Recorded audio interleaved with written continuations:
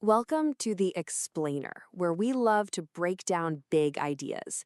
And today, we're going to tackle a really big one: the different kinds of rules that shape our existence, from the vastness of the cosmos right down to the inner workings of our own minds. Okay, let's just dive right in with this zinger from a philosophical debate online. This one sentence, it just perfectly captures this huge tension, right? Are we just incredibly complicated machines, totally governed by these unchangeable laws? Or is there something more to us? And boom, that single thought just opens up this whole universe of questions about reality itself. The thing is, we're not just living under one set of rules. We're actually navigating multiple, overlapping rulebooks all the time. So let's unpack them. And we're going to start with the biggest one of all. All right, let's start at the top with the biggest rule book there is, the fundamental, and let's be honest, often super bizarre laws of physics. You could think of this as the literal operating system for reality. As far as we can tell, the entire universe runs on these core principles, things like gravity, the strong nuclear force, and they seem to be totally constant, completely unchanging. These aren't just suggestions, they are the absolute bedrock of existence. So, the physicist Sean Carroll points out something really strange. The deep, fundamental laws of physics, they don't really care if time runs forwards or backwards. So why do we? Why can we remember yesterday but have no clue about tomorrow? Well, the answer seems to be that the universe started in this incredibly simple, very orderly state, what scientists call low entropy. Imagine a brand new deck of cards, all in perfect order.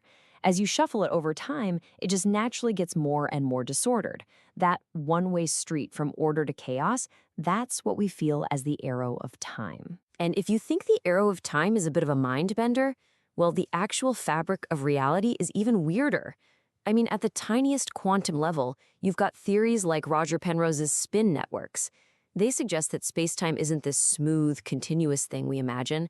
No, it might actually be, well, pixelated, a kind of geometric grid that builds reality itself.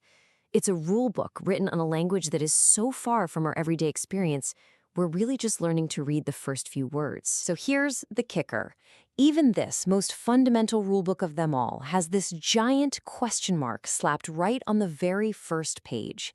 The entire story of our universe, the very flow of time that we live in, it all depends on this one starting condition that, for now, we just can't explain. So if the cosmic rules are essentially written in stone, what about the rules that we make up for ourselves?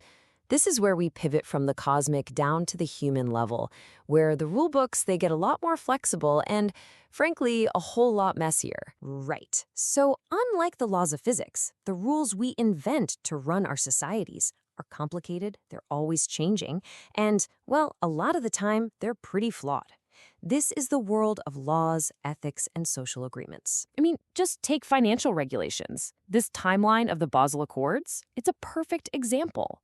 We don't discover these rules in nature, we invent them. And we are constantly rewriting them, usually after some big crisis, trying to patch the holes in the systems that we ourselves created. But our human rulebooks aren't just about technical stuff like banking. They're also about our core values. And this quote from a modern version of the Hippocratic Oath is such a powerful contrast. It's an ethical rule, right? It's a reminder that sometimes the most important guidelines aren't about procedure at all, but about our connection to each other. But these systems we build, they can really buckle under their own weight. Take a look at this number, 57 million. According to research from Dr. Srivatsa, that's how many unnecessary consultations happened in the UK's National Health Service in just 1 year. It's just a staggering figure. It shows you what happens when a system's own rules, mixed with public anxiety and all kinds of other pressures, just spin out of control. And these kinds of unintended side effects, they pop up everywhere. You create financial safety nets, and suddenly you're encouraging the very risk you wanted to prevent. You make rigid medical checklists, and a doctor might stop listening to the patient's actual story. Our overuse of antibiotics, it's literally creating superbugs. And maybe the most powerful rules of all are the ones that are never written down. The social norms that quietly shape who we are and what we do without us even realizing. Okay, So let's zoom in one more time to the most personal rulebook of all, the one that governs our own inner world of choice, belief, and action. So here we are, right back at that huge philosophical crossroads we started with, and it's captured so well in these online debates. On one hand, you have the deterministic view. If you rewound the universe and every single particle was in the same place, you'd make the exact same choice every time. Or is there something truly free in us? Something that actually makes decisions outside the strict laws of physics? Now, moving away from pure philosophy, some people argue you can actually write new rules for your own mind. Ryan Doris, for instance, lays out this kind of method for upgrading your own mental operating system. The idea is simple. Take on a huge challenge, something just beyond what you think you can handle.